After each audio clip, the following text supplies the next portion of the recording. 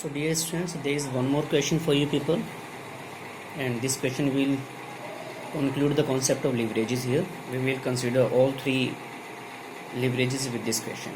So let's start. In this question, there is actually a company which has equity share capital of rupees 3 lakhs, rupees 10 per share at par value are given, and the company has 10% debenture capital of rupees 3 lakhs. Sales of the company has increased by 20% from 30,000 units to 36,000 units. 20% का increase हुआ है sales में. Selling price has been given to us rupees 10 per unit and variable cost rupees 6 per unit. Fixed cost is also given rupees 50,000. Company is in 50% tax bracket, and on the basis of this information we are required to calculate degree of operating leverage, degree of financial leverage and degree of composite leverage.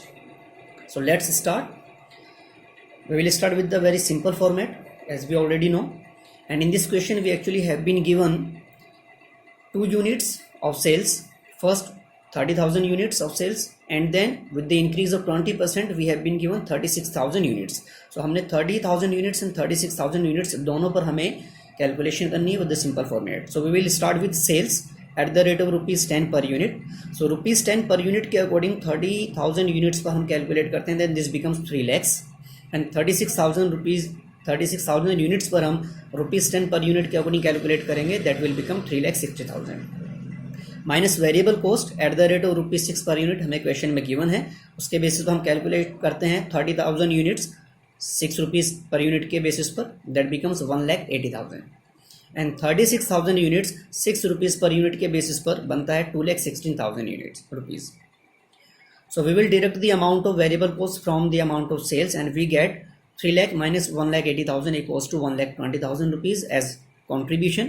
And for 36,000 unit अगर हम calculate करते हैं then 3,60,000 minus 2,16,000 equals to 1,44,000, that is contribution. Minus fixed cost की amount हमें question में given है 50,000 rupees, तो दोनों ही प्लेसेस पर हम फिक्स्ड कॉस्ट की अमाउंट रखेंगे 50,000 रुपीज़.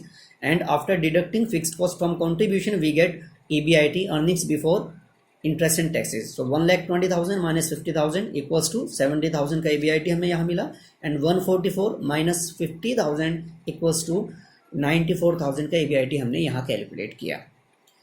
EBIT में से हम इंटरेस्ट को कैलकुलेट करेंगे एंड इंटरेस्ट को माइनस करेंगे, then we get the amount of EBT. Interest की कैलकुलेशन के लिए हम यहाँ देखेंगे 10% डिवेंचर्स हमें गिवन है, 3 लैक्स की अमाउंट है. सो 3 लैक्स पर 10% हम कैलकुलेट करते हैं तो बनता है 30,000 रुपीज़, जो कि हम EBIT 70,000 में से माइनस करेंगे और हमारे पास आएगी अमाउंट 40,000 रुपीज़. सिमिलरली 94,000 EBIT में से हम 30,000 रुपीज़ इंटरेस्ट के माइनस करेंगे तो हमारे पास 64,000 रुपीज़ आता है earnings before taxes.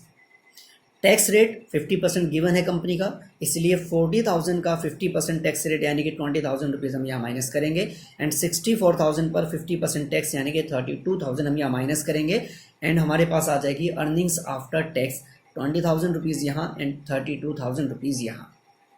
That is what, that is earnings after tax. Question के अंदर हमसे डिग्रीज पूछी गई हैं सभी की, एंड डिग्रीज के फॉर्मूला के बेसिस पर हमें ज़रूरत पड़ेगी earnings before interest and taxes की, अर्निंग्स बिफोर टैक्सेस की, एंड अर्निंग्स पर शेयर की भी हमें ज़रूरत पड़ेगी. उसके लिए हम जानते हैं कि नंबर ऑफ इक्विटी शेयर्स हमें कितने गिवन है. 3 लाख रुपीज़ की इक्विटी शेयर कैपिटल थी रुपीज़ 10 पर शेयर के अकॉर्डिंग, तो हमारे नंबर ऑफ शेयर्स कितने हुए 30,000. सो नंबर ऑफ शेयर्स 30,000 यहाँ और नंबर ऑफ शेयर्स 30,000 यहाँ, दोनों ही केसेस में 30,000 नंबर शेयर्स के हमें यहाँ लेने हैं. डोंट गेट कन्फ्यूज कि यहाँ 30 एंड 36,000 है. These are the units of sales and we are talking about number of equity shares here. So 30,000 number of equity shares हमारे पास में हैं. नाउ अर्निंग्स आफ्टर टैक्स अगर हमारे पास 20,000 है और नंबर ऑफ इक्विटी शेयर्स हमारे पास में 30,000 है, तो पर शेयर जो अर्निंग्स होगी वो कितनी होगी 20,000 divided by 30,000 equals to 0.67. Similarly 32,000 earnings after taxes जो हमें मिली है, इसको अगर हम 30,000 नंबर ऑफ शेयर से डिवाइड करते हैं तो पर शेयर की वैल्यू हमें मिलती है 1.07. सो अर्निंग्स पर शेयर आती है हमारी 0.67 and 1.07 here. Now we will get the percentage change, किस में कितना चेंज हुआ है. सेल्स जो 3 लाख रुपीज़ थी वो बढ़कर के 3,60,000 रुपीज़ हुई है। तो सेल्स में चेंज कितने का हुआ, 60,000 रुपीज़ का चेंज हो गया है। बेस वैल्यू क्या थी, 3 लाख थी। सो 60,000 3 लाख पर परसेंटेज में कैलकुलेट करने के लिए 100 से मल्टीप्लाई करेंगे, दैट बिकम्स 20,000। तो सेल्स में 3 लाख से 3,60,000 होने पर कितने परसेंट का चेंज हो गया, 20% का चेंज हो गया। And actually this value must be written here, इसको यहाँ इस कॉलम में लिखेंगे आप लोग, ये बाई मिस्टेक यहाँ लिखा गया, आप इसको यहाँ इस कॉलम में लिखेंगे क्योंकि यहाँ पर तो चेंज हुआ नहीं है, चेंज हुआ है नेक्स्ट वाले में आने पर, इसलिए आप यहाँ लिखेंगे। परसेंटेज चेंज इन EBIT हम कैलकुलेट करेंगे तो EBIT जो 70,000 थी वो बढ़ करके 94,000 हुई है, यानी कि 24,000 रुपीज़ का इसमें चेंज आया है। सो 24,000 रुपीज़ डिवाइडेड बाई 70,000 इंटू 100, इसको परसेंटेज में हमने कैलकुलेट किया तो ये बनता है 34.29%, 34.29%। Okay, similarly percentage change in EPS यानी अर्निंग्स पर शेयर में कितना चेंज हुआ, अर्निंग्स पर शेयर यहाँ 0.67 है, इधर है 1.07, तो दोनों का डिफरेंस लेंगे और इसको बेस वैल्यू 0.67 से डिवाइड करेंगे और परसेंटेज में कैलकुलेट करने के लिए 100 से मल्टीप्लाई करते हैं, तो ये कैलकुलेट करके आता है 60%। तो इस तरह से हमने अर्निंग्स पर शेयर में क्या चेंजेस आए, EBIT में क्या चेंजेस आए और सेल्स में क्या चेंजेस आए, तीनों हमने कैलकुलेट कर लिए हैं। Now we have been asked in the question कि हमें डिग्रीज बतानी है सभी की, डिग्रीज क्या हैं, and we know very well that degree of operating leverage, इसका फॉर्मूला क्या होता है, दैट इज परसेंटेज चेंज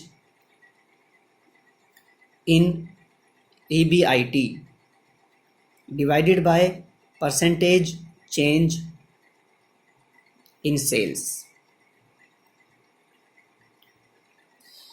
और हमने देखा कि परसेंटेज चेंज इन EBIT जब हमने कैलकुलेट किया है तो ये आया है हमारे पास में 34.29% divided by percentage in sales. अगर हम यहाँ देखते हैं तो परसेंटेज चेंज इन सेल्स हमें गिवन है 20% का, तो यहाँ से हम इसको कैलकुलेट करेंगे। इसको कैलकुलेट करने के बाद में हमारे पास जो वैल्यू आती है that is what, that is 1.71। तो डिग्री ऑफ ऑपरेटिंग लीवरेज हमारे पास कैलकुलेट होकर आती है 1.71। ठीक उसी तरह से हम कैलकुलेट करेंगे डिग्री ऑफ फाइनेंशियल लीवरेज। इसका फॉर्मूला कहता है कि परसेंटेज चेंज इन EBT या परसेंटेज चेंज इन EPS, दोनों तरह से होता है, EBT पर भी और EPS पर भी, डिवाइडेड बाई परसेंटेज चेंज